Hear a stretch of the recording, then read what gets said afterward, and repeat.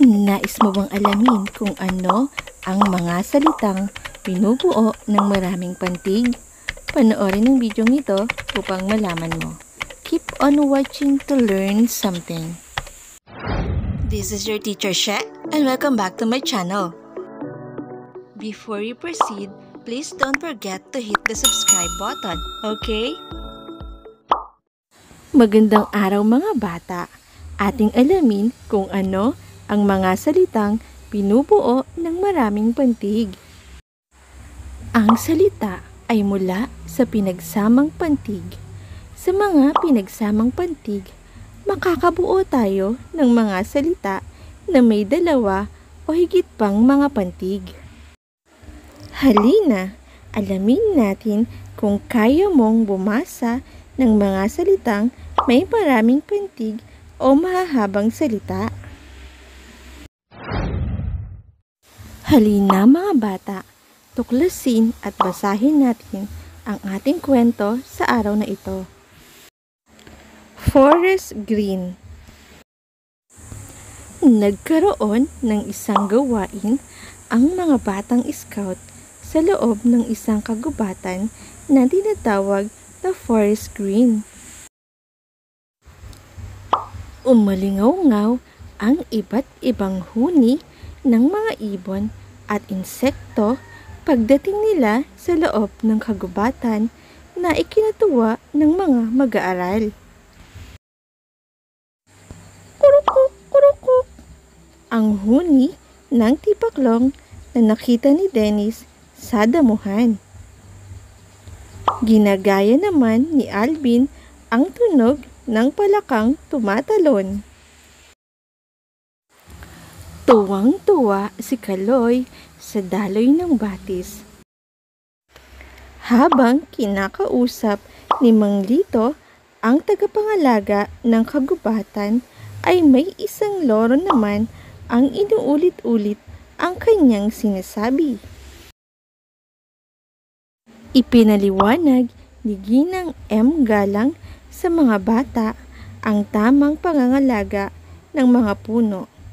Isinalaysay din niya na ang mga puno ay nagiging tirahan ng mga hayop. Umuwing masaya ang mga bata dahil marami silang natutuhan tungkol sa kahalagahan ng mga puno sa ating paligid. Halina mga bata, suriin natin ang inyong natutuhan.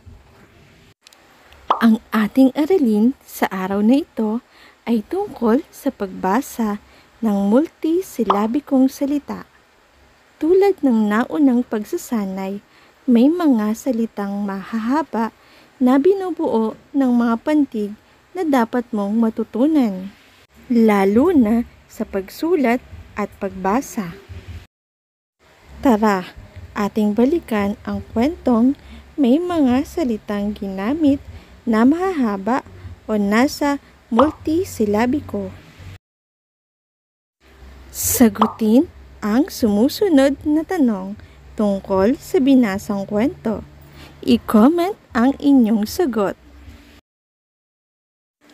Number 1.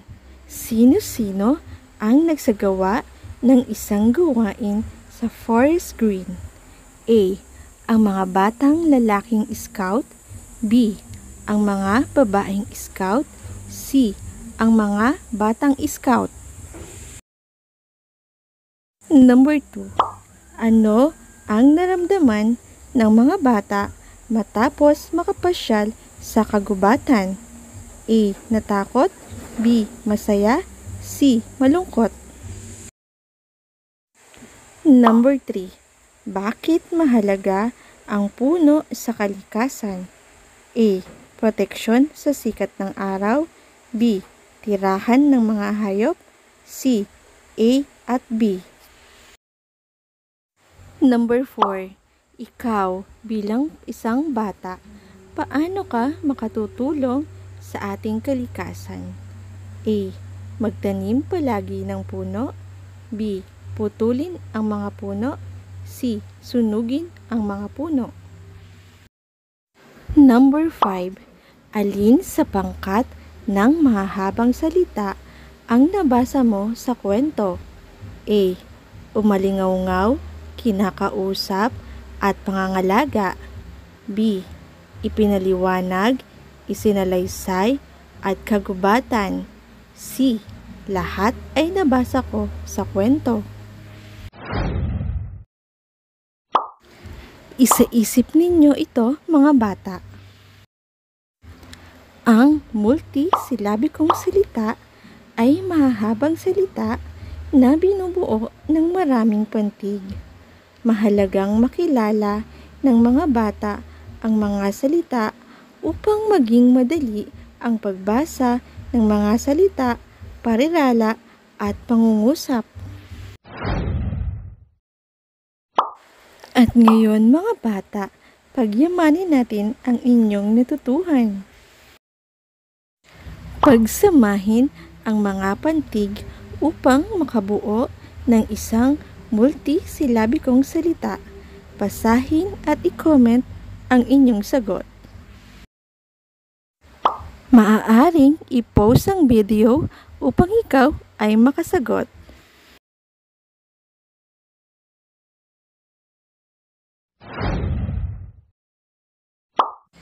Narito ang mga tamang kasagutan. Nakakuha ka ba ng perfect score? Magaling! Thanks for learning with me. Subscribe to my channel for more educational videos. God bless us all. Bye!